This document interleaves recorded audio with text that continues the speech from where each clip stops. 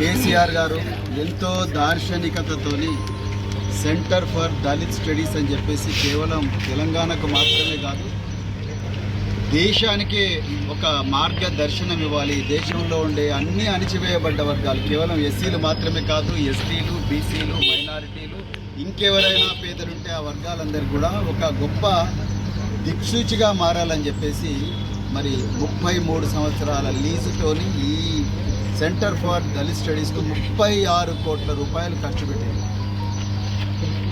ఇది గత 2 సంవత్సరాల నుంచి నిరుపయోగం ఉన్నది. ఈరోజు రాజ్యాంగం పట్టుకొని రాహుల్ గాంధీ గారు నేను రాజ్యాంగాన్ని రక్షిస్తా అంటా ఉన్నారు. అదేవిధంగా చేవెళ్ళ డిక్లరేషన్ పేరుతోని రేవంత్ రెడ్డి గారు మరి చేవెళ్ళలో మల్లికార్జున ఖర్గే గారిని తీసుకొచ్చి నేను ఎస్సీ ఎస్టీలను చాలా గొప్ప స్థాయికి తీసుకుపోతాం అంటే కాంట్రాక్టుల్లో 20% రిజర్వేషన్ ఇస్తాం, ప్రతి మండలానికి ఒక గురుకుల పాఠశాల పెడతాం, అదేవిధంగా ఎస్సీల రిజర్వేషన్ 18% పెంచుతాం అని చెప్పి మరి నమ్మబలికి చేవెళ్ళ సాక్షిగా ఇవన్నీ చెప్పింది. ఇలా వాళ్లకు ఈ వర్గాల మీద ఏం ప్రేమ ఉన్నదా లేదా అనడానికి ఈ బోరబండ ప్రాంతంలో నిర్మించిన ఈ సెంటర్ ఫర్ దళిత్ స్టడీస్ ఒక్కటే సాక్ష్యంగా నిలుస్తూ ఉన్నది.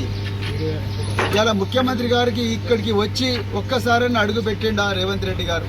పోనీ వాళ్ళ సాంఘిక సంక్షేమ శాఖ మంత్రి అడ్లూరి లక్ష్మణ్ కుమార్ గారు ఇక్కడ అడుగు పెట్టిండ్రా? ఇక్కడికి మల్లు బట్టి విక్రమార్క గారు వచ్చిండ్రన్నారు. ఆయన ఒక్క పైసన్న శాంక్షన్ చేసిండా? మరి ఆర్థిక శాఖ మంత్రి ఆయన్నే. దామోదర్ రాజ్ నరసింహ గారు ఒక్కసారి ఇక్కడికి వచ్చిండ్రా?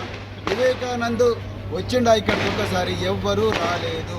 కానీ వీళ్ళు బస్తీలకు వచ్చి ఇలా ఎస్సీ వర్గాలను ఎస్టీ వర్గాలను వీళ్ళు ఓట్లు అడుగుతూ ఉన్నారు. నేను ఈ జూబ్లీహిల్స్ నియోజకవర్గ ప్రజలందరినీ కూడా ఒకటే కోరుతా ఉన్నా, మీరు ఎర్రగడ్డ నుంచి షేక్పేట దాకా, అదేవిధంగా వెంగళరావు నగర్ నుండి మరి బోరబండ దాకా దయచేసి వీళ్ళందరూ వచ్చినప్పుడు సెంటర్ ఫర్ దళిత్ స్టడీస్కి ఎందుకు మీరు ఒక్క పైసా ఇవ్వడం లేదు?